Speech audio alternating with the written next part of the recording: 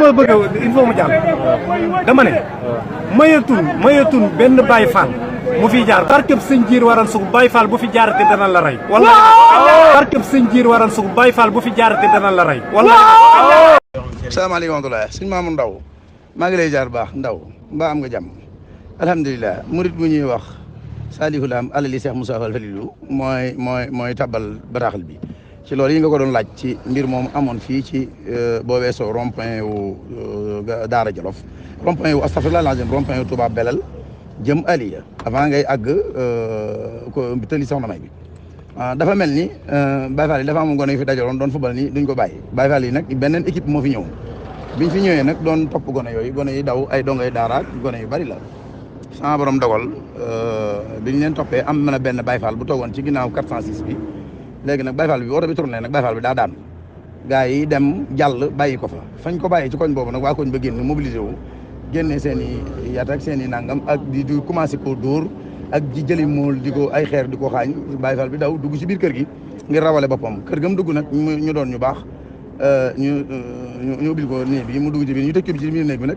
mu daal di woote bi mu wooyee seen kilifa gi ñu woo ma ni ma léegi Baye Fall bi dafa am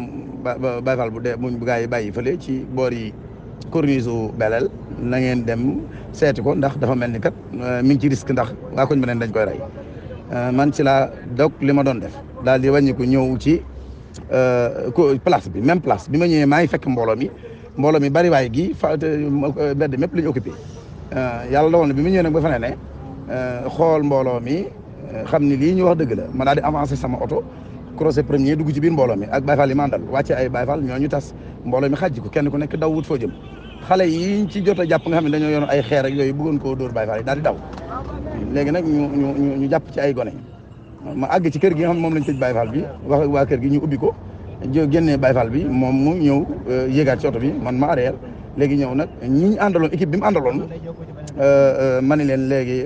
yéen mën ngeen a wéyal seen liggéey man daal di continuer jàll dem Jannatul Mahwa mais bi ma déparé dem Jannatul Mahwa nag ñoom si la waa koñ bi génnaat ngir ñooñu ñu jël ci ñoom yóbbu leen jannatu maanaam di riposte am benn sëriñum daara bu fa nekk génn ak dongo yi ci penc moom commencé di wax ju safaanu di ko wax ci Baye Fall yi ci kanamu sëriñ Bassirou Fall moom suñ Cheikh Fall Khady Gueye loolu moom fa la ko fekk suñ borom dogal nag bi loolu amee nag ñuy nag duñ leen ko may Baye Fall nag ni leen nag doo leen taxaw sëñ bi di wax yi nu ñàkk cagin yi léegi nag suñ borom dogal